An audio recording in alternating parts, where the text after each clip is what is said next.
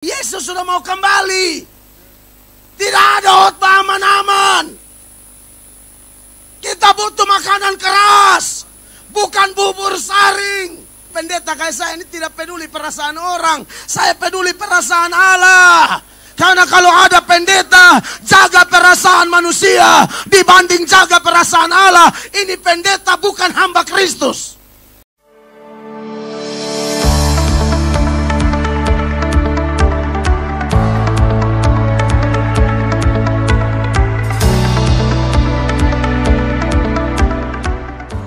Baik, puji Tuhan, saudara-saudara, saya minta terima kasih buat Bapak Gembala Sidang, juga buat Pak Haryanto dan Ibu Wina, yang karena komunikasi dari pihak keluarga dan pihak gereja, akhirnya saya bisa ada di tengah Bapak Ibu, saudara-saudari sekalian.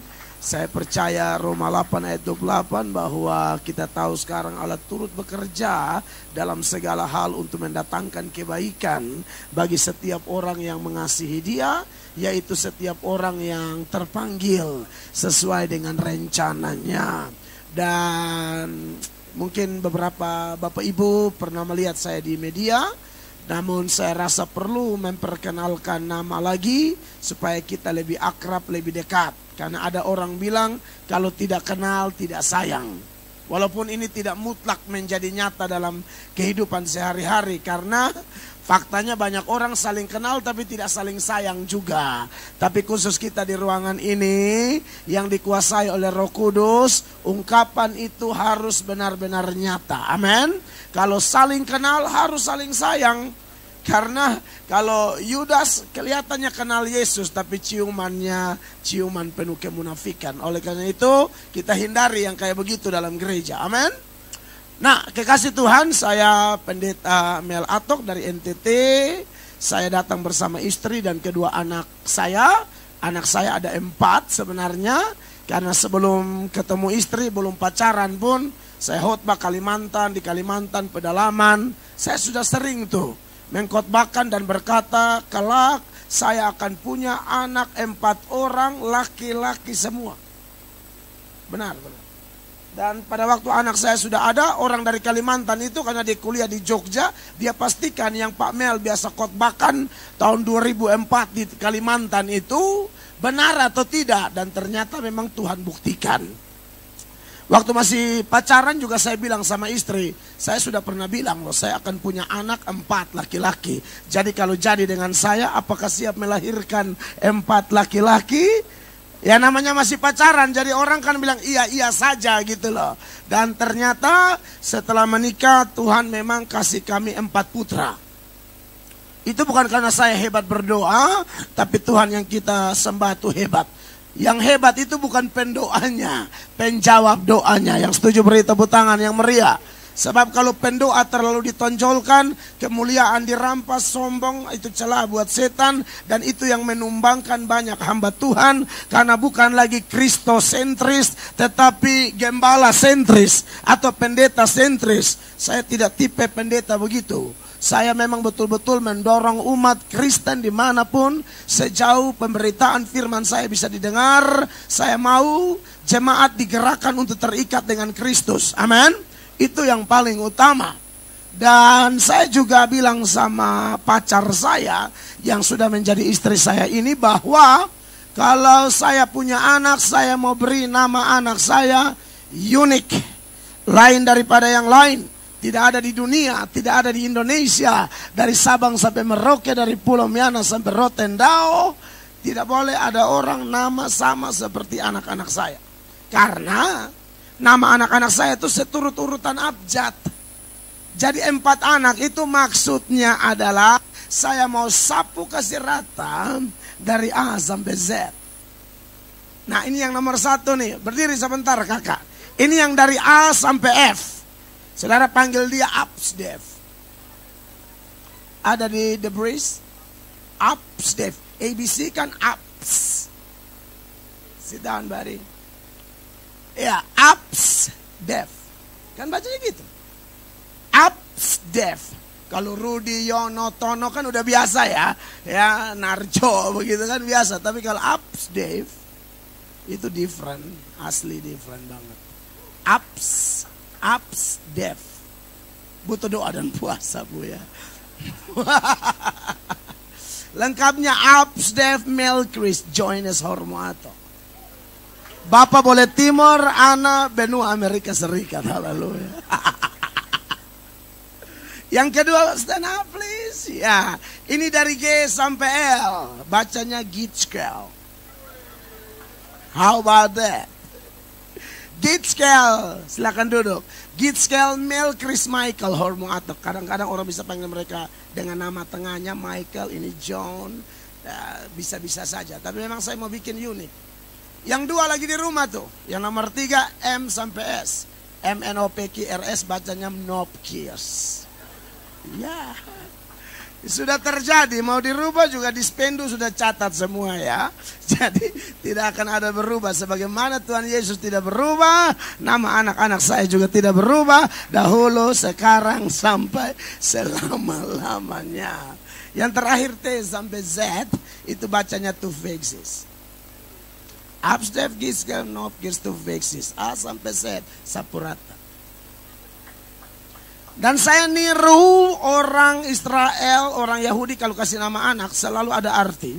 Dan artinya pasti ada hubungan dengan Tuhan Allah. Daniel Allah hakimku, Yehezkiel Allah kekuatanku, Ismael dari kata Ibrani Shema dan El artinya Allah mendengarkanku. APSDEF anak berkat cinta damai empati firman. Gitskel generasi Haus Injil jalan kehidupannya lurus. Nopkirs manusia nyatakan otoritas power quality raja surgawi. Tuvexis saya masih pusing makanya belum ada arti. Jujur itu masih pusing. Makanya belum ada arti ya. Tapi artinya akan ada dan pasti ada hubungannya dengan Tuhan. Waktu saya KKR di Glow di tempatnya Pak Gilbert di Tamres, itu baru anak ketiga tuh. Belum ada tanda-tanda anak keempat, baru APSDEF Gitskel Nopkirs. Itu channelnya videonya ada di YouTube. Mungkin yang nonton hampir 500.000 orang tuh yang nonton khotbah itu full, hampir 1 jam lebih. Lalu saya ngomong di video itu, ini baru 3, akan muncul yang keempat, Tuvexis.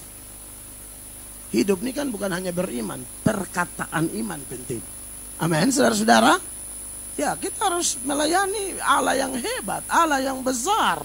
Alkitab bilang minta sepanjang itu demi kepentingan Allah, tidak ada yang mustahil. Saya minta 4 anak ini bukan untuk saya tunjukkan kepada dunia saya laki-laki jantan yang bisa ada anak. Tidak, saya minta ini 4 anak demi kepentingan kerajaan Allah. Dan saya percaya dia kabulkan karena memang seturut skenarionya. Karena dia sutradara agung yang selalu merancangkan rancangan terbaik bagi setiap orang yang berserah kepadanya. Kami menggembalakan satu gereja di Kota Kupang, Assembly of God, Amazing Grace, yang dikenal bengkel orang-orang berdosa. Di depan gereja tuh saya tulis, bengkel, pakai lampu lagi. Bengkel orang-orang berdosa. Bagi saya gereja bukan tempat berkumpulnya malaikat-malaikat atau manusia setengah dewa atau Superman, Wonder Woman rohani. Gereja adalah tempat berkumpulnya orang-orang kotor yang sudah terima Yesus dan berjanji dari waktu ke waktu melalui keadaan sekitar kita terus dibaharui semakin hari semakin serupa dengan gambaran Kristus. Maka dari itu gereja saya tempel tuh bengkel orang-orang berdosa. Makanya kalau di Kota Kupang kan kotanya kecil. Jadi kalau masuk gereja satu langsung tahu satu. Pakai bahasa Kupang, lu di sini. Itasnya, kok di sini juga? Yang mantan narkoba, yang mantan bunuh orang, yang mantan pelakor, yang mantan pebinkor, yang mantan tukang santet, semua ngumpul di situ. Bahkan di antara mereka kebanyakan direstorasi oleh Tuhan dan menjadi pendukung pelayanan kami. Masuk keluar desa, kampung, gang to gang, road gang to gang, sambung sound system, apa adanya. Dan kami teriakan di bawah kolong langit ini, tidak ada nama lain yang olehnya orang beroleh selamat kecuali Yesus Kristus Tuhan. Saya bersyukur punya tim yang backgroundnya hancur-hancur semua, tapi betul-betul mereka mengalami Kristus. Betul-betul mereka mengalami perubahan. Betul-betul mereka mengalami 2 Korintus 5 ayat 17 yang berkata, jadi barang siapa yang ada dalam Kristus, dia adalah ciptaan baru. Yang lama sudah berlalu, sesungguhnya yang baru sudah datang. Nah, malam ini KKR spesial Gereja Bethel Indonesia Jemaat The Breeze BSD Tangerang, saya dikasih tema Yesus datang membawa pemulihan. Saya terlalu yakin bahwa firman Allah yang menopang tema ini banyak banget. Mau perjanjian lama, perjanjian baru banyak. Dan kalau mengkhotbahkan tema itu saya pikir bisa 1 tahun tidak habis-habis. Tapi karena ini spesial KKR semalam nih, iya kan? Maka saya pilih satu nats yang terambil dari Injil Lukas pasal 15 ayat 28 sampai ayat 32.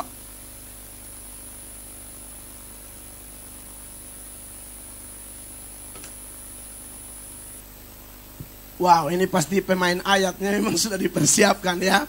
Bapak-bapak, ibu jemaat, kalau ikut saya di media, saya nggak bisa.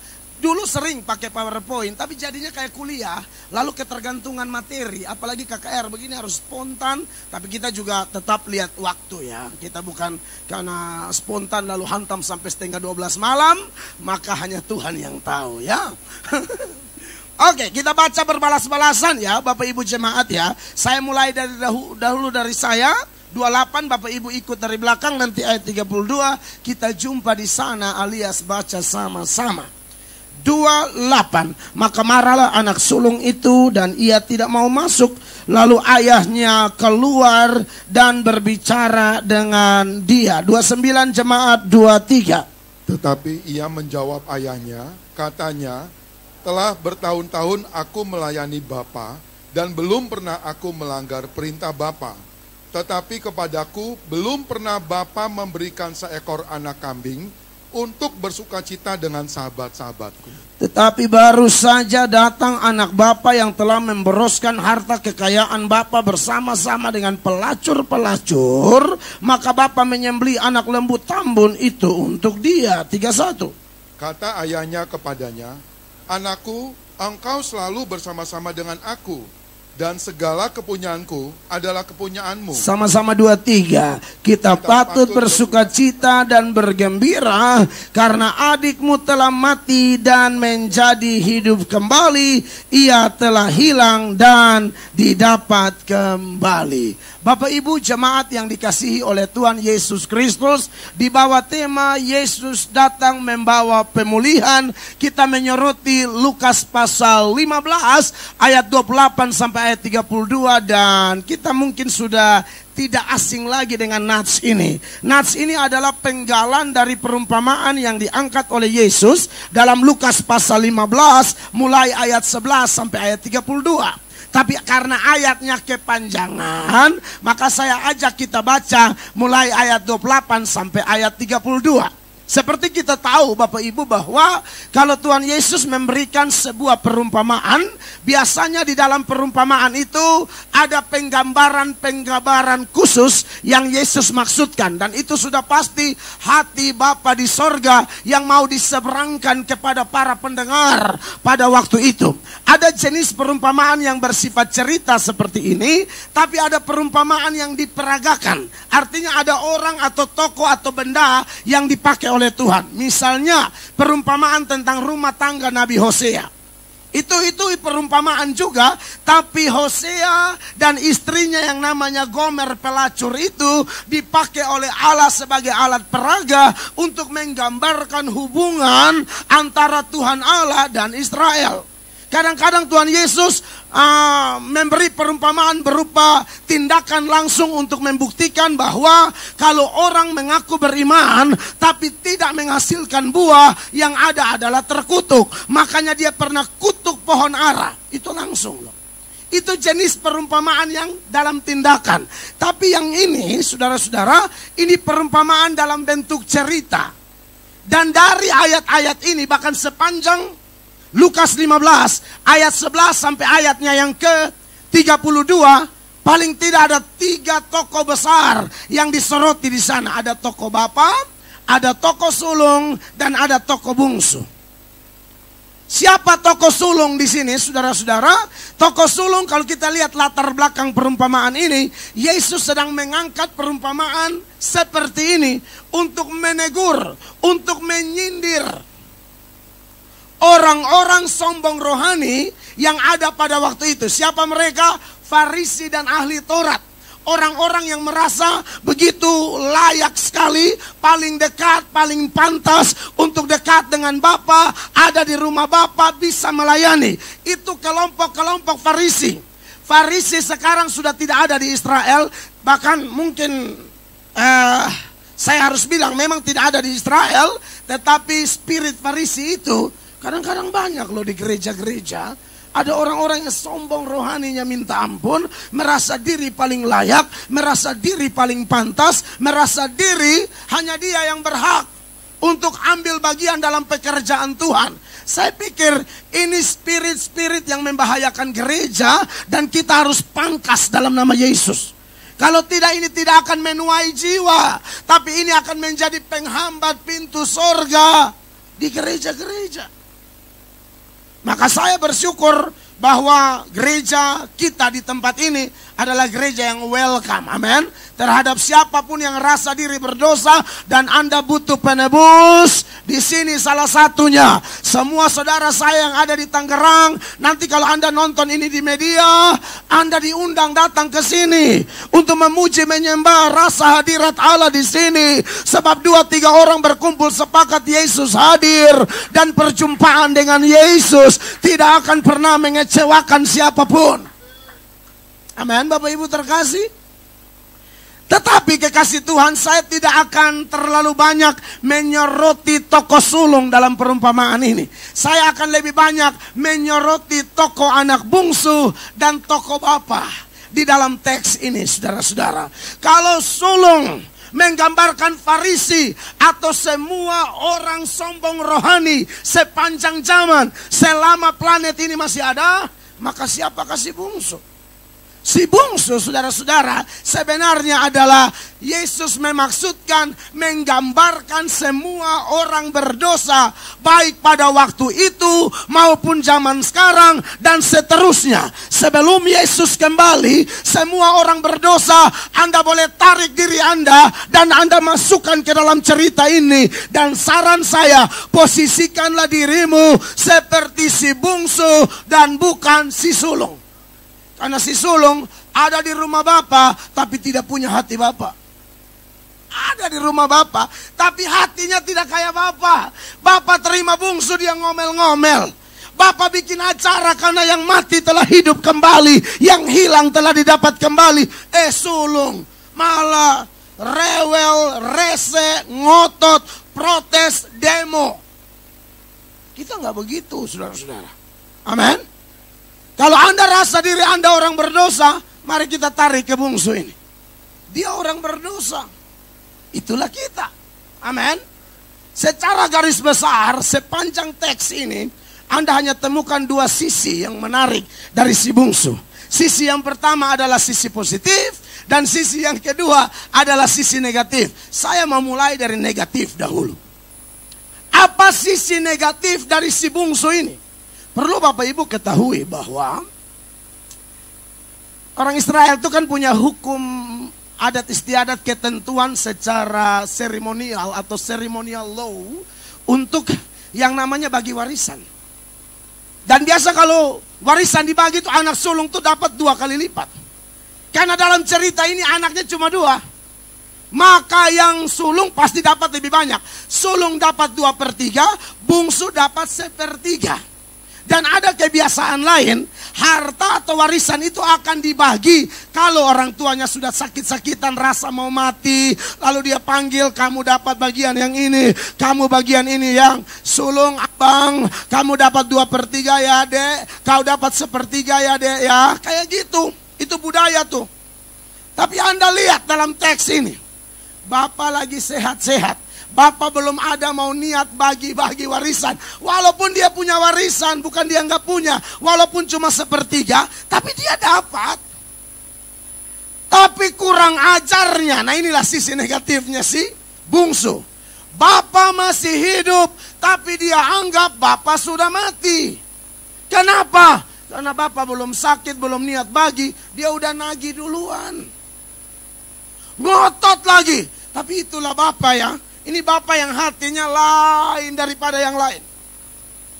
Akhirnya bapak bagi juga saudara-saudara. Tapi apa yang terjadi? Kalau Anda baca di ayat 11, 12, 13 sampai 14. Saya tidak baca ulang lagi, catat. Saudara yang nonton di rumah juga catat, periksa kembali. Saya rasa kalau saya baca-baca ulang ayatnya akan cukup makan waktu. Karena saya rasa saudara harus beri perhatian. Akan ada ayat-ayat yang saya tunjukkan tapi tidak semua. Ya, jadi sepanjang Lukas 15 ayat 11 sampai 14 itu, di sana ketahuan saudara-saudara, bahwa setelah mendapat warisan itu, maka pergilah si bungsu jauh-jauh dari rumah bapak. Itu membuktikan apa? Bagi bungsu, bagi si bungsu, apa yang bapak miliki jauh lebih penting dari bapak itu sendiri. Ulang. Apa yang bapak punya itu lebih penting bagi bungsu daripada bapak itu sendiri. Harta warisan itu memang kasih dia, tapi sumbernya dari bapak. Dapat warisan, bawa warisan, tinggalkan bapak. Bapak nggak penting bagi gua. Yang penting adalah warisan. Yang penting adalah harta. Mari kita seberangkan dalam konteks sekarang. Kira-kira sisi negatif ini ada pada kita tidak Bapak Ibu? Tidak sedikit orang Kristen yang mirip si bungsu. Dia ke gereja, dia ke pelayanan, dia ke persekutuan doa. Dia minta dukungan doa, bahkan cari hamba Tuhan. Hamba-hamba Tuhan yang viral di YouTube. Apalagi kalau hamba Tuhannya sudah mainnya doa kesembuhan ya. Ya doa supaya kaya. Aduh ini dia cari nih. Dia cari nih saudara-saudara. Mau habis berapa biaya dia cari. Tapi tidak sedikit yang cari. Bukan cari Bapa.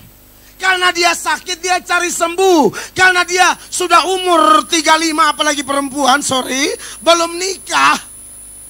Ini cari nih. Dulu salah konsep mungkin. Dia mau niru Yesus sebagaimana Yesus jomblo. Saya juga jomblo. Tapi seiring berjalannya waktu dia bilang kayaknya nggak gitu-gitu juga kali ya. Akhirnya dia mulai terbuka dan dia rasa membutuhkan pasangan. Haleluya. Tapi tidak sedikit yang sakit dapat sembuh, hilang. Tidak ada kerja, dapat kerja, hilang. Janji apa sebelum doa? Kalau saya dapat proyek ini, kalau usaha saya ini goal, kalau bisnis saya lancar, kalau saya sehat, kalau saya dapat jodoh, kalau saya dapat anak, saya akan bikin begini. Saya akan dukung ini. Tidak sedikit dalam pengalaman pelayanan kami, janji tinggal janji. Mudah banget orang berjanji karena lagi kepepet. Mudah banget orang berjanji karena lagi butuh. Mudah banget orang berjanji karena lagi terjepit. Tapi ketika udah dapat hilang. Saya sampai kasihan gitu loh. Kasihan banget. Sampai ada yang waktu janji doa Tuhan buka berkat sampai miliaran rupiah. Miliar. Tidak injak gereja, hanya urus bisnis. Sampai itu uang habis, bangkrut, dikejar-kejar jaksa apa segala macam. Baru cari pendeta lagi bilang, aku mau bertobat. Wah kacau ini orang. Saudara jangan coba-coba bernazar, berjanji. Kalau Anda tidak mampu menepatinya, Tuhan kasih rusak semua. Pengkhotbah pasal 5. Siap-siap yang main ayat. Pengkhotbah pasal 5 ayat 3. Ini ayat bilang begini. 3-nya yang dalam kurungnya ya. Ayatnya. Oke ya. Saya takut jangan. Ini ayat pengkhotbah 5. Ini pengkhotbah 4 ya. Pengkhotbah 5 ayat 3. Perhatikan, saya baca buat saudara. Itu ayat 2, yang dalam kurungnya harus 3. Ini kalau untuk Alkitab elektronik, bagian-bagian tertentu kayak begini. Bapak Gembala baca, Bapak Gembala. Kalau engkau bernasar kepada Allah, janganlah menunda-nunda menepatinya. Betul. Karena ia tidak senang kepada orang-orang bodoh. Tepatilah nasarmu. Mungkin saudara sekolah tinggi S1, S2, S3, link kerja, koneksi hebat-hebat, tapi kalau janji tidak ditepatin, minta maaf, di mata Tuhan kamu bodoh. Tuhan yang bilang loh ya, saya cuma copy paste 4 supaya jangan ada yang tersinggung. Mau marah-marah Tuhan, silakan. Dia tendes dari atas, putus di bawah.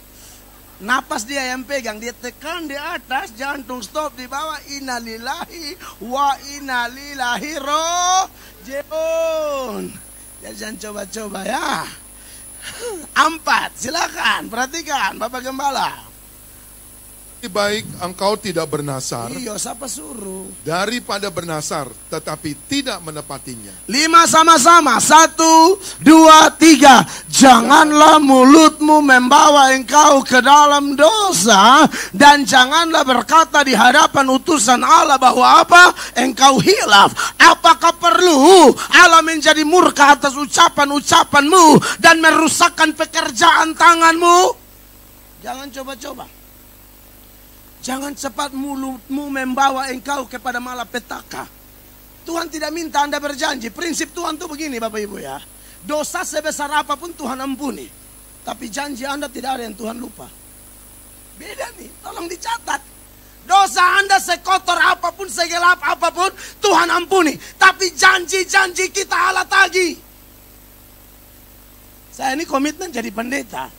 Bagian Tuhan berkati, terkenal di media sosial. Banyak orang politik datang rayu saya mau jadi anggota dewan. Saya bilang sampai mati melatok pendeta. Lu jangan datang goda-goda pencobaan setan iblis. Serius kita semua layani begini baru. Ada tuh pernah punya kecurigaan Bapak Elias bahwa saya tuh KKR dari gang ke gang itu sosialisasi. Karena saya mau main dewan, darah Yesus berkuasa. Hancurkan kuasa kegelapan. Hei, melayani Tuhan tuh indah sekali, cukup.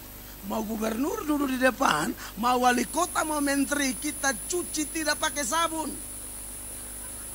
Cuci gratis. Apalagi pendeta kayak saya ini tidak peduli perasaan orang. Saya peduli perasaan Allah. Karena kalau ada pendeta jaga perasaan manusia dibanding jaga perasaan Allah, ini pendeta bukan hamba Kristus. Bukan. Galatia 1 ayat 10. Haleluya.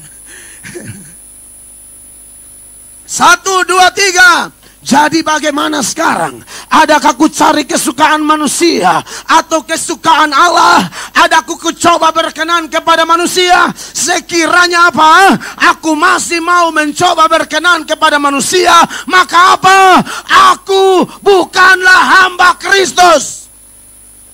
Yang karena pikir amplop, pikir diundang lagi, khotbah main aman. Tidak bisa begitu. Yesus sudah mau kembali.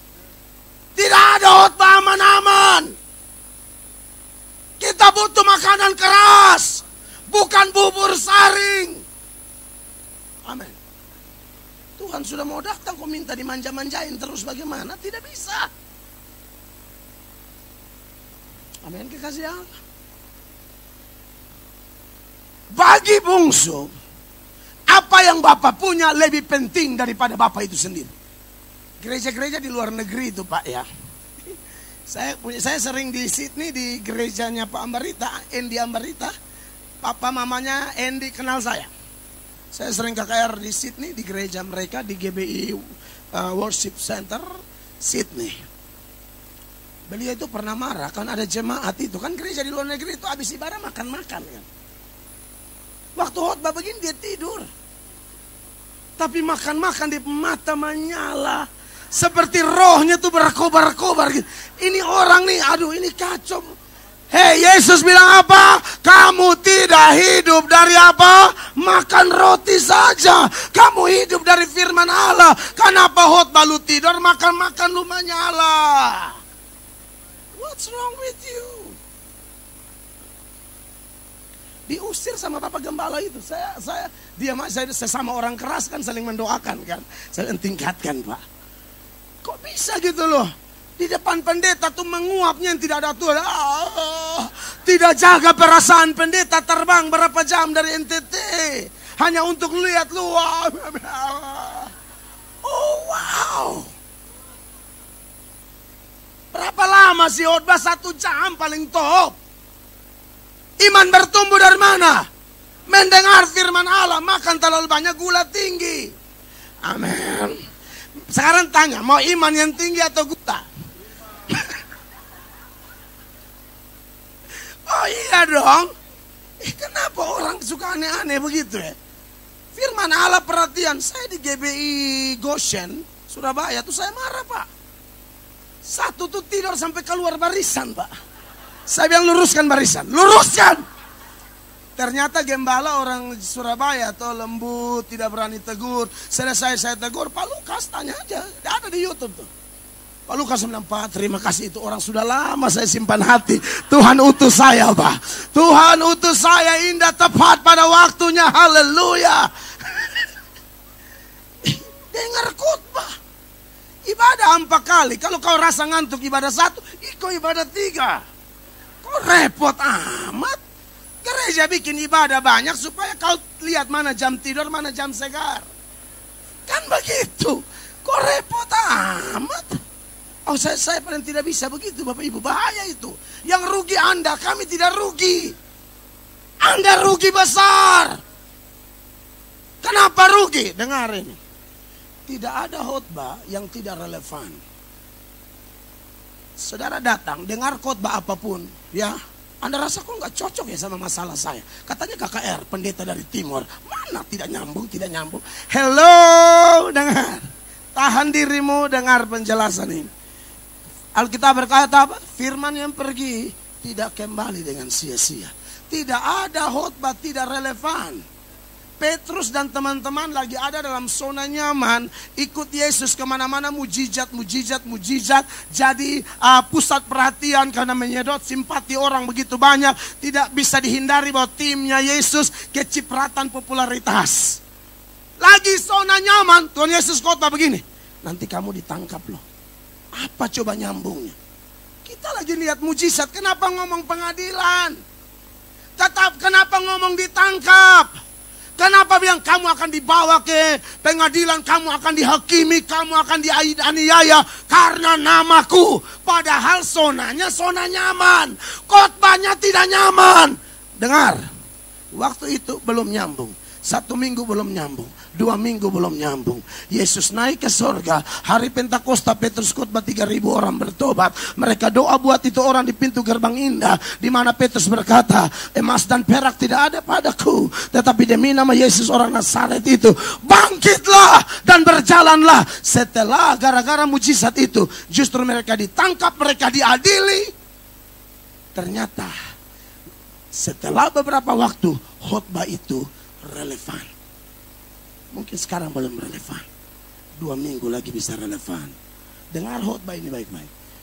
Mungkin sekarang belum relevan, 1 bulan depan bisa relevan, 3 bulan depan bisa relevan. Kalau Anda tidur pas relevan, Anda bilang kenapa ini semua terjadi? Makanya jangan tidur. Sudah omong di KKR, saudara kaget, kenapa semua ini? Kenapa semua ini? Gembala sudah ngomong hari Minggu. Tanya lagi, kenapa? Saya malaikat, saya ramas kau di kursi. Kau tanya lagi, heran sekali. Jangan. Iya toh, takutnya saudara tanya, malaikat kenapa? Malaikat yang kamu nanya. Hah? Kamu bertanya-tanya. Kau tukang tidur, ini tukang bertanya-tanya. Kau tukang semua. Tukang tidur sekaligus tukang bertanya-tanya. Kenapa semua ini? Kenapa? Apalagi minta maaf ya teman-teman pelayan yang seragam putih. Sorry to say lah ya kan. Sampai saudara yang pelayan inti, pendeta tamu datang Anda tidur. Wow, Anda perlu didoakan kembali. Itu perlu pelepasan tuh Pak. Mungkin roh gulanya tinggi. Kan kalau gula tinggi ini ngantuk Pak. Tuhan tuh suruh kita jadi garam. Kenapa Anda manis begitu?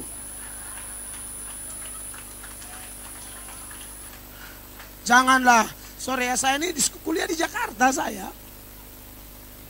Saya paling haus firman Allah. Saya ini kan hanya mahasiswa teologi yang miskin, melarat, ekonomi lemah lembut. Aduh, hancur deh pokoknya.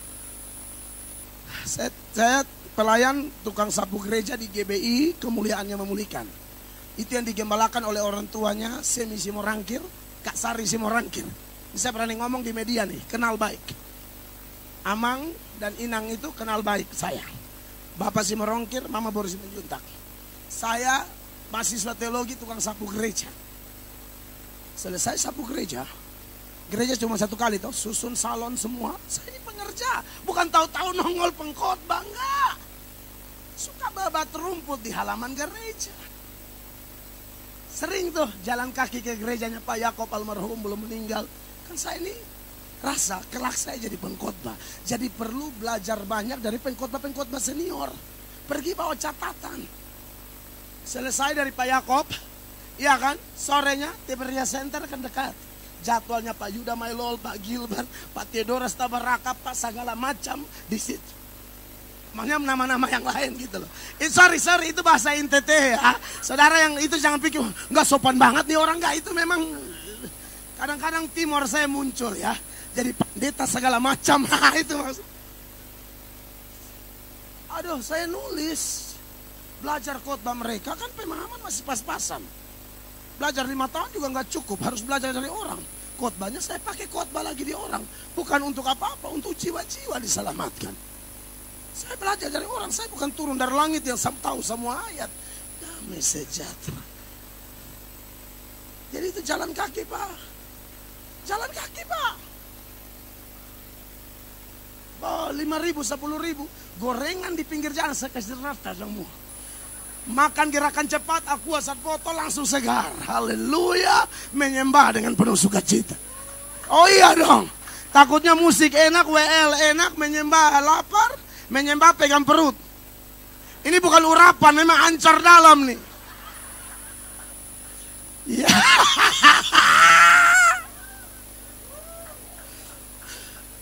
Haleluya. Jadi, saya lihat itu ya Pak ya. Sore ya teman-teman pemusik WL hebat-hebat. Itu lagi khotbah WL, cerita-cerita di luar. Di sini tidak ada Pak. Harus, jangan ada Bu, jangan, bahaya. Kita mau jara jiwa. Jangan pendeta, pemimpin sudah hebat tapi pelayan tidak mendukung. Orang baru masuk, ini gereja apa nih, pemain musik semua cerita di luar. Pendeta lagi khotbah di dalam. Bagian pendeta sudah habis khotbah, kita angkat lagu, baru pemusik lari salah-salah. Sorry to say, saya ngomong karena saya mengasihi The Breeze. Amen. Saya diterima di sini, saya harus bicara sejujur-jujurnya. Saya tulus bicara apa adanya. Saudara main gereja berkembang, dukung gembala Anda, totalitas, loyal, disiplin tinggi dalam pelayanan. Cerita di luar cabut jenggot. Ada yang cerita cabut jenggot sampai menghayal jadi anggota dewan. Tidak akan jadi. Tidak akan jadi in Jesus name. Oh haleluya. Jadi Bapak Ibu terkasih yang diberkati Tuhan, itu sisi negatif dari si bungsu. Hanya mau cari apa yang Tuhan punya, tapi tidak cari Tuhan itu sendiri.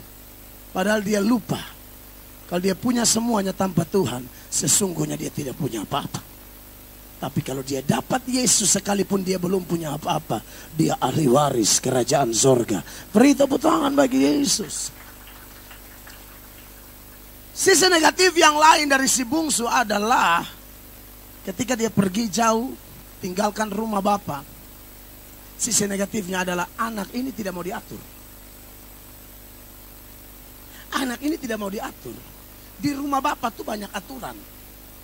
Anak ini menjauh dari Bapa supaya bebas. Dalam konteks sekarang, di mana yang tidak ada aturan? Di jalan raya ada aturan. Di kantor ada aturan. Di rumah tangga ada aturan. Di gereja ada aturan. Bapak punya aturan. Aturan Bapak terlalu banyak. Dalam rumah tangga, saudara yang sudah menikah kan tidak boleh ada pil, tidak boleh ada will, tidak boleh ada pria idaman lain, tidak boleh ada wanita idaman lain. Bapak Gembala, kita sesama pendeta ngomong ya. Ini lagi musim, bukan musim durian yang 30 dari malam itu. Yang Pahar kasih kita makan sampai kita mau mabok itu, bukan. Musim pendeta selingkuh, Pak. Darah, ya sorry ngomong nih ya. Kalau lihat oma-oma yang semua mati, dia tidak tanya beban. Tapi kalau janda-janda yang darah Yesus berkuasa, janda-janda wangi badak oriflame, itu dia tanya, ada masalah, ca. Kalau yang pakai badak FIFA nomor 4, dia tidak tanya. Sorry, saya mesti ngomong ini, Pak. Ini lagi tumbang di mana-mana nih pendeta-pendeta. Kita harus waspada. Kalau pendetanya sudah selingkuh, karmana dengan jemaat? Kalau pelayan altarnya ada piaraan, gimana sama yang kita gembalakan? Saudara, ini ngomong benar. Saya ngomong ini supaya orang awasi saya. Makanya saya bisa mungkin kemana-mana saya bawa ibu gembala, Pak. Aduh, jangan bilang kuat berdoa, khotbah keras. Tapi ini buntiana, maksudnya kuntilanak ini kan penggoda pencobaan. Saya juga bukan sok-sok kuat gitu kan, otak pakai. Tidak boleh ada will, tidak boleh ada pil, tidak boleh pakai prinsip ATM BCA. Asal tidak mengandung berselingkuh cuek aja, jangan. Aduh, jangan. Mereka pakai ATM BCA asal tidak mengandung berselingkuh cuek aja. Ada lagi ATM BCA, arti lainnya ialah akibat tidak mengandung berselingkuh cari anak. Kacau. ATM Mandiri, mau tahu? Tanya sendiri di Bank Mandiri sana. Saya pendeta bukan pegawai bank. Bapak Ibu jemaat yang diberkati Tuhan, ini saya mesti ngomong nih. Ibu, Anda tahu hukum Alkitab? Secara hakikat, perempuan laki-laki tidak ada lebih rendah, tidak ada lebih tinggi. Tetapi demikian teraturan, secara fungsi sorga tetapkan suami kepala. Amen. Hai istri-istri, Efesus 5:22 tuh. Hai istri-istri, tunduklah kepada suamimu seperti kepada Tuhan.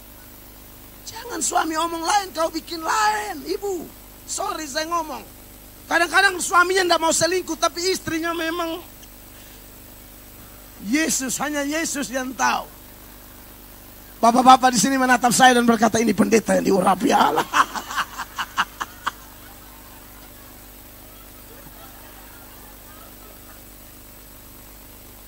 Oh iya dong, bapak-bapak. Ini saya khotbah bela bapak-bapak nih. Setelah ini baru saya cuci bapak. Ibu, Anda tahu Sarah panggil Abraham apa? Tuhan. Banyak istri tidak hormat suami. Anda pikir itu aturan dibuat asal-asal? Saya mungkin bikin lucu, tapi ini kebenaran. Tolong dulu Efesus 5:22 supaya jangan pikir saya mengarang bebas di sini. Efesus 5:22, 1, 2, 3. Hai istri apa? Tunduklah kepada suamimu seperti kepada Tuhan. Layani suamimu, cintai dia, hormati dia. Ada bapak-bapak ke tempat pelacuran, setelah ditanya kenapa ke tempat pelacuran Pak? Di sana lebih damai sejahtera. Bayangkan. Karena di tempat pelacuran itu cara manggilnya tuh penuh kemanjaan. Mas. Itu langsung bapak jalan tuh lutut bakatumu. Bapak bilang ini bapak sumenuju nih. Mancor-ancor. Iya kan? Tempat pelacuran panggil suami-suami itu manja lembut. Udah begitu dandanannya cocok. Kombinasinya pas, bless on-nya pas. Di rumah ini terlalu merah sampai kayak tomat. Darah Yesus. Orang pikir pasar sayur. Sorry itu. Iya kan? Di tempat pelacuran orang panggil, hai lembut, di rumah tuh teriak, why? Sampai laki bilang, mama, bapak ini pasang ring kedua. Kalau mama teriak model begini, ketiga, keempat, dan innalillahi wa inna. Istri terlalu kejam. Panggil yang manja, amin. Babe. Ada yang bukan cuma babe, cuma bi. Suami salah dengar, lu kata gua babi, bukan. Bi, habi. Bi. Atau lebih manja, pretty, amin. Singkat aja, pret.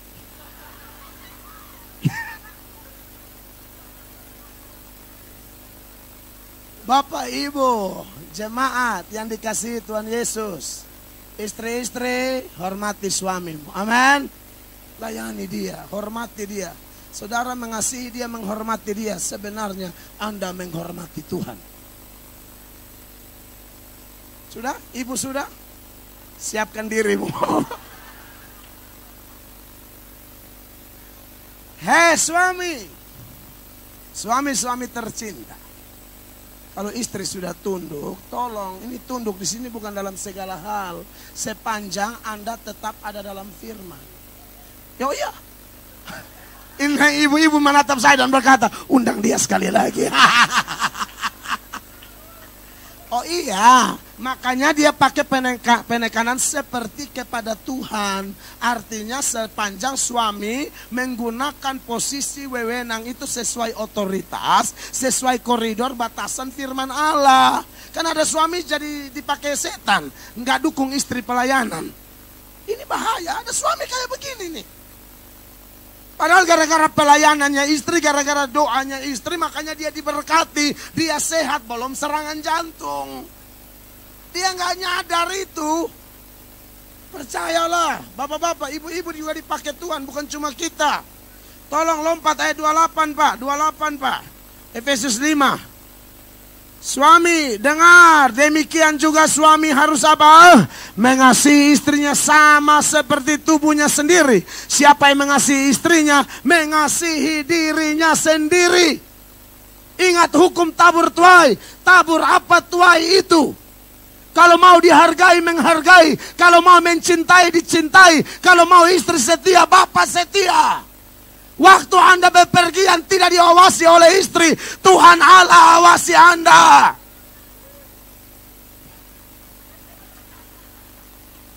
Oh iya dong. Amin. Mata Tuhan ada di mana-mana, mengawasi semua orang. Jarang loh ibu-ibu jatuh. Ada sih tapi jarang. Paling banyak nih, ini Abraham. Sarah jangan cari hal ya, Sarah jangan pakai prinsip kayak ibu Sarah di perjanjian lama. Ham tuh Abraham, manjanya ya. Ham, saya nunggu-nunggu kok nggak hamil-hamil, tuh Hagar lagi bengong. Eksekusi. Tapi saya percaya Abraham tidak seperti bapak-bapak sekarang ya. Abraham pasti nolak mama, langsung tutup mama punya bibir. Mama, jangan. Kalau Ham yang sekarang belum suruh aja udah merayap. Kamu suruh ratakan tanah bergelombang. Haleluya. Bapak, Ibu, saudara-saudara yang berkati, ini penting. Amin. Anda anak muda di sini mau umur panjang, hormati orang tuamu. Banyak anak-anak muda tuh mati cepat, umur pendek gara-gara kurang ajar. Mentang-mentang kamu sudah sekolah tinggi, punya koneksi, kamu lupa siapa yang kasih makan kau, siapa yang kasih besar kau, kamu lupa itu orang tua punya badan, tangan, kaki semua kotor dengan kotoranmu. Jadi jangan sombong. Kalau mau umur panjang, hormat papa mamamu. Jangan gara-gara baru kenal laki-laki di mall, di kampus, baru kenal dia 2 bulan kau bisa lebih cinta itu laki-laki daripada kau lebih cinta orang tuamu. Aneh bin ajaib. Coba bandingkan kau kenal siapa lebih cinta kamu. Amin. Anak muda, sudah tahu tuh ajaran Alkitab. Kalau pacaran, cari yang satu iman, titik. Mau secantik apapun dia, setampan apapun dia. Mungkin engkau lihat fisiknya, hidungnya mancung kayak pisau, potong pepaya langsung di hidung. Mungkin. Ya. Lalu engkau berkata ini mantap juga nih kalau rubah keturunan. Oh, lu cek dia percaya siapa? Kalau dia cuma percaya Yesus sebagai nabi, kita tidak seiman. Sebab Yesus yang kita percaya adalah firman Allah, Allah sendiri yang menjelma menjadi manusia. Amin. Ingat itu 2 Korintus 6 ayat 14. Pemain ayat. Jangan bilang sudah hari pengangkatan loh ya. 2 Korintus 6 ayat 14. Jemaat 1, 2, 3. Janganlah kamu merupakan pasangan yang tidak seimbang dengan orang-orang yang tak percaya. Sebab persamaan apakah terdapat antara kebenaran dan kedurhakaan? Atau bagaimanakah terang dapat bersatu dengan gelap? 15. Sekali lagi 2, 3. Persamaan apakah yang terdapat antara Kristus dan Belial? Apakah bagian bersama orang-orang percaya dengan orang-orang tak percaya? Itu tuh. Saudara, di gereja, di rumah Bapa ada aturan. Tolong hidup mau diatur. Orang tidak mau diatur itu manifestasi kesombongan. Sombong itu bukan dosanya orang kaya, orang pintar, orang cantik, orang tampan. Itu dosa semua orang. Biar miskin melarat sekolah tidak benar juga. Hanya sampai pintu gerbang. Tapi kalau tidak mau diatur, Anda sombong tuh. Ini saudara-saudara saya dari NTT banyak nih saya lihat. Ini saya lihat muka-muka langsung klik di hati nih. Ini beta pembahas saudara kan. Saudara ada di Jakarta, di Tangerang. Tolong tunjukkan bahwa Anda datang dari NTT itu bawa Kristus. Amin. Jangan bawa kita bu otak kepala batu. Jangan bawa kita punya kepala angin. Jangan. Saya hamba Tuhan. Saudara-saudara juga tahu saya dari latar belakang model apa. Ini karena tangkap polisi berkali-kali sampai munafik di hadapan Allah bilang mau bertobat. Ternyata bebas tobat kumat. Sampai 3 kali saya ditangkap polisi bilang kau lagi. Saya pernah disiksa gila-gilaan sama polisi. Video terbaru saya lagi viral tuh. Saya khotbah di depan polisi. Saya punya tema melatok dendam polisi. Karena dulu polisi pukul suruh saya bertobat. Sekarang saya suruh bertobat. Di muka jenderal saya teriak. Polisi bertobat. Saudara-saudara saya dari NTT, tolong jaga. Dapat uang, aturan rumah Bapak kerja perpuluhan. Amin. Jangan minum mabok. Kadang kita minum 1 botol, mabok 4 jergen. Itu masalah. Ya kita kalau di NTT jangankan. Ya kebanyakan kita NTT, Maluku, Papua. Ada tuh tertentu bahkan pendeta aja mabok. Pendeta minum mabok. Di belakang mimbar kan besar kayak tembok Yeriko kan. Itu tempat bersembunyi. Khotbah di atas, minuman di bawah. Benar, ada yang begitu. Berkhotbah lagi. Saudara-saudara, haleluya. Hidup ini kadang-kadang naik. Kadang-kadang turun. Turun tuh dia minum tuh. Itu yang keras punya tuh. Sopi yang itu bakar menyala tuh. Hidup ini kadang-kadang naik. Kadang turun minum. Naik. Hidup ini naik, turun minum. Turun ketiga, tidak naik-naik. Jemaat bilang, Bapak posisi hilang di kaki Tuhan. Saudara lihat ini. Ini cerita banyak. Majelis sudah mabok berat baru khotbah. Salam saudara-saudara. Haleluya. Aduh, kita punya Indonesia Timur kalau mabok parah. NTT, Maluku, Papua parah itu. Manado, aduh. Haleluya saudara-saudara. Ingat firman Allah, jangan coba-coba tinggalkan pelayanan. Haleluya. Ingat Yunus, ikan begitu besar, Yunus telan. Karena mabok tuh. Mabok jadi dia lupa sapa talan sapa. Aduh kacau. Inilah mabok. Makanya Paulus bilang, Penuh dengan Roh Kudus, jangan mabok anggur. Penuh Roh Kudus terkendali, mabok anggur tidak terkendali. Itu kontrasnya di situ tuh, poinnya itu. Langsung aja jemaat bilang, Bapak, coba cek di Alkitab, siapa telan siapa. Bapak marah, kau diam. Diam, bayangkan saja. Mereka bayangkan itu ikan besar kayak gereja. Ini bukan ikan kombong halus, ikan kembung yang kecil itu lah. Atau sarden dibuat terigu. Aduh, kacau nih. Saudara, maulah diatur. Amin. Jadi anak muda, pacaran jangan beda agama. Amin. Tapi bagaimana kalau dia udah terima Yesus baru dia mau? Itu boleh. Itu beda kasus. Ya. Bagaimana Pak kalau saya injili dia untuk memenangkan dia? Amanat Agung bilang, pergi jadi semua bangsa muridku. Tidak ada ayat, pergi pacari dan kawini semua bangsa. Menjadi muridku, lu dapat dari mana itu metode? Ngarang lu. Jangan. Injili aja dia udah bertobat baru terjadi kuts-kuts otae. Gitu loh. Gak ada hujan, gak ada angin lu kuts-kuts. Jadi, Bapak Ibu, saudara-saudara yang diberkati oleh Tuhan Yesus, bahwa cari yang satu iman. Dan kalau sudah dapat yang satu iman, tolong ya teman-teman yang belum nikah, yang tadi kan yang orang tua saya sudah ngomong toh, yang sudah nikah kalaupun satu iman, pacaran jaga kekudusan. Amin. Cewek-cewek kalau cowok mau terlalu banyak raba-raba, sudah dia raba kabel. Tidak, maksudnya di gereja butuh tenaga gitu lah, supaya dia punya talenta tuh. Serius lah Bapak Gembala, tersalurkan ya, supaya dia kena strom sedikit ya. Kau suka raba-raba kau ini. Pacaran kudus, amin. Jaga sampai menuju ke altar.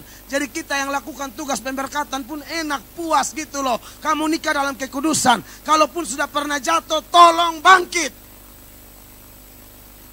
Jangan baru pacaran 3-4 bulan udah bobo bareng kayak laki bini aja. Jangan.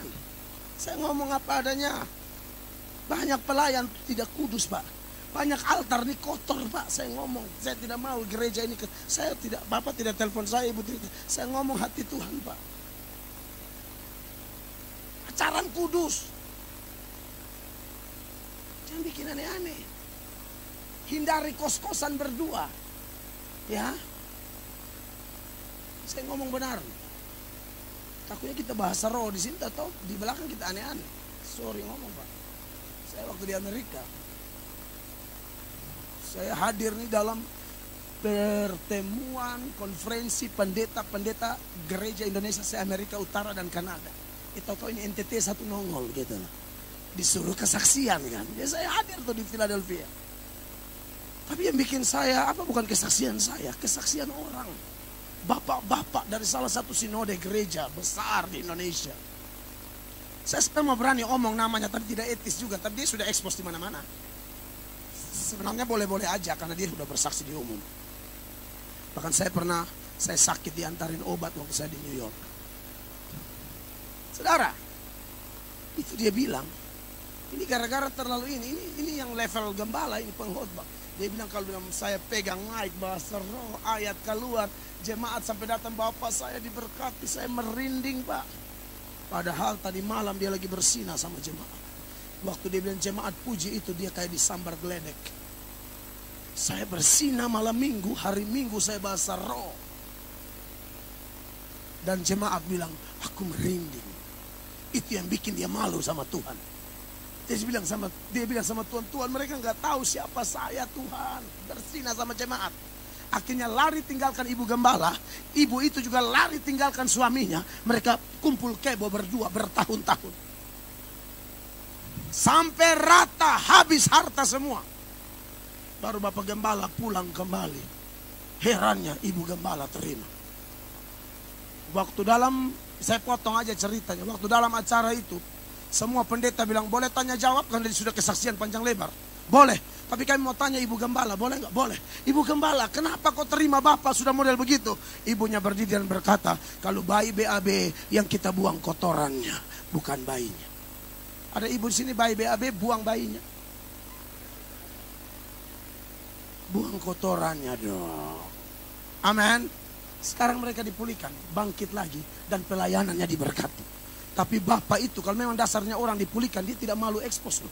Saya yakin itu Roh Kudus bekerja. Kalau bukan Roh Kudus, orang kan main acting, sembunyi-sembunyi takut ketahuan. Ini enggak, dia mengaku. Tuhan angkat, Pak. Tuhan angkat. Waktu dia omong itu, waktu saya makan siang sama dia, saya bilang, Bapak saya bisa izin share ini. Boleh Pak Meo, gak apa-apa.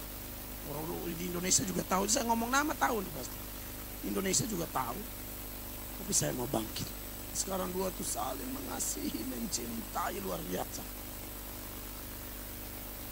Yang menarik waktu dia pulang, malam-malam lagi tidur, tiba-tiba kayak sakau. Kayak orang makan narkoba. Sakau. Aduh mah, aku ingat dia. Bayangkan saja. Sampai ibu bilang, itu Ibu Gembala bilang, jangan Papa ya, aku mau ke dia. Bayangkan kalau itu ibu-ibu dari NTT, kepala pica dan cobek. Aduh, itu anak cobek-cobek pun mama semua pica di ubun-ubun. Kau ini saya sudah terima, kau ingat pala selalu, kan begitu. Syukur diterima, pakai acara sakau lagi. Serius. Akhirnya apa yang terjadi? Memang ini ibu-ibu, kalau orang Jawa begitu. Orang NTT, lu lihat itu parang potong kayu, tenang di sini. Kau cari hal, saya sudah terima kau bikin aneh-aneh. Maka singkat cerita, ibunya keluar. Ini klimaks pertobatan dia malu sama Tuhan. Ibu anak sudah 2 SMA, tinggi-tinggi. Anak berdua sama ibu bilang, Bapak, kami sayang Bapak, hati-hati ya Pak ya. Karena dia ngotot mau keselingkuh itu. Bapak hati-hati, dia jalan baru mungkin 5-10 langkah. Dia tersungkur, dia menangis, Roh Kudus pulihkan dia. Sejak itu pelayanannya bangkit. Saudara, sisi negatif dari bungsu banyak. Tapi ada sisi positif. Dia sadar.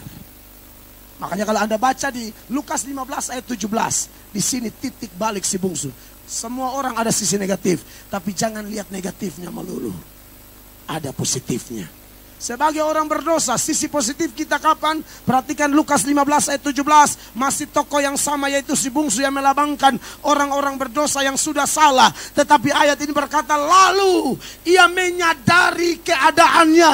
Ada perenungan, ada kesadaran. Pertobatan sejati seseorang dimulai dari dia sadar keadaannya. Dia lihat di mana letak kejatuhannya. Dia lihat posisinya. Gimana hubungannya dengan Allah. Bagaimana hubungannya dengan sesama, bagaimana saat teduhnya. Dia pikir itu baik-baik, itu titik balik. Orang mulai bangkit, saudara-saudara. Dan setelah menyadari, ya kemudian dia mulai bikin komitmen. Menyadari, menyesali, bikin komitmen di ayat 18 dia berkata, aku akan bangkit. Nah, ini yang harus kita katakan. Saya tidak tahu kerohanian Bapak Ibu, kawan-kawan pelayan di ruang ini, di ruangan ini. Tapi kalau Anda dalam keadaan suam-suam, lagi kompromi dosa, lagi coba lagi korek-korek dosa yang sudah Anda kubur, Anda lagi main-main lompor, malam ini firman Allah datang kepada engkau. Sadar bangkit, sadar bangkit, sadar bangkit. Jangan. Ini baru hari ke-27 di tahun 2023. Ingat komitmenmu di akhir tahun 2022. Anda komitmen apa? Mau bertobat kan? Mau melayani Allah kan? Waktu Anda komitmen, setan tidak tinggal diam. Dia berusaha menjatuhkan kita. Tapi jangan takut. Bapamu menjagamu. Yesus menjagamu. Roh Kudus menolongmu. Firman Allah membersihkanmu.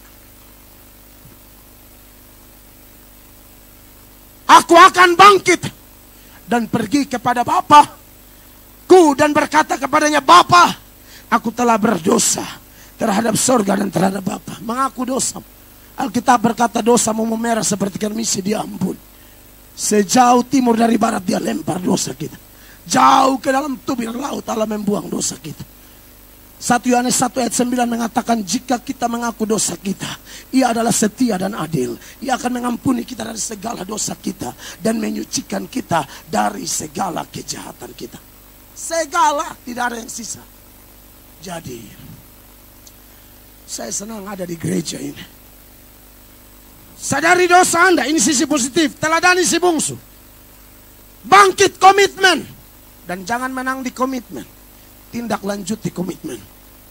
18 dia bilang, aku akan bangkit. 20 dia benar-benar bangkit. Sama-sama baca 20, 1, 2, 3. Maka bangkitlah ia dan pergi kepada bapaknya. Ketika ia masih jauh, ayahnya telah melihatnya, lalu tergeraklah hatinya oleh belas kasihan. Ayahnya itu berlari mendapatkan dia, lalu merangkul dan mencium dia. Dosa membuat kita letih seperti si bungsu. Dosa membuat kita seperti hilang harap, hilang gairah kudus.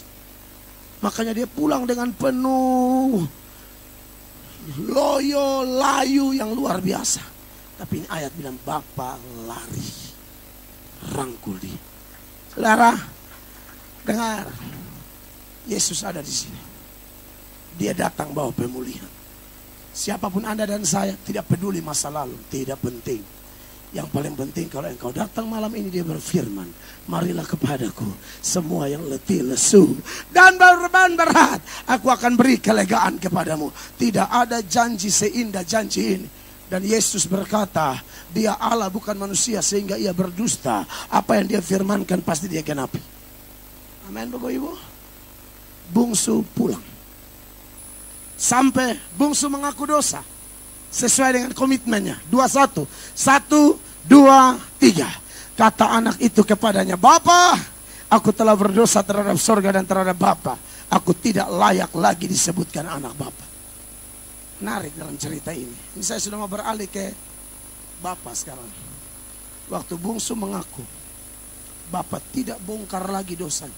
Maka ayat 22 tidak ada pembahasan dosa si bungsu. Tidak ada. Karena bagi Bapa kalau dia lupa, lupa betul. Amin. Saudara lihat. Tetapi ayah itu berkata kepada hamba-hambanya, lekaslah bawa kemari jubah yang terbaik. Pakaikanlah itu kepadanya. Dan kenakanlah cincin pada jarinya. Dan sepatu pada kakinya. Bapak Ibu kekasih Tuhan. Itulah Bapa kita. Dia tidak ingat-ingat dosa kita. Dia tidak ingat. Saudara tolong jangan ingat dosa orang. Amin. Kita semua yang sudah dipulihkan Tuhan benar-benar mau bangkitkan kita. Kita mau dilahir barukan. Kita mau dibangkitkan. Malam ini siapapun Anda dan saya yang datang dengan dosa, dengan apapun datang, Tuhan pulihkan Anda. Tidak ada Anda yang pulang dengan kosong. Anda pulang dengan sukacita. Dan Alkitab mencatat satu orang bertobat mungkin di rumahnya biasa-biasa. Di kantornya tidak ada rasa apa-apa. Tapi di sorga ada pesta. Di sorga ada pesta. Oleh karena itu, sebagai hamba Tuhan Yesus Kristus, saya akan berhenti di sini. Saya masih khotbah 3 kali hari Minggu di tempat yang sama. Jam 7 pagi, jam 10 pagi, jam 4 sore. Saudara mau dengar firman lebih lagi, datang di hari itu dan kita nikmati lawatan Allah lebih dahsyat lagi. Saya selesai di sini ya. Saya harap Roh Kudus bekerja lebih dalam, menjamah dan memulihkan kita. Sekali lagi tepuk tangan yang meriah bagi Tuhan Yesus.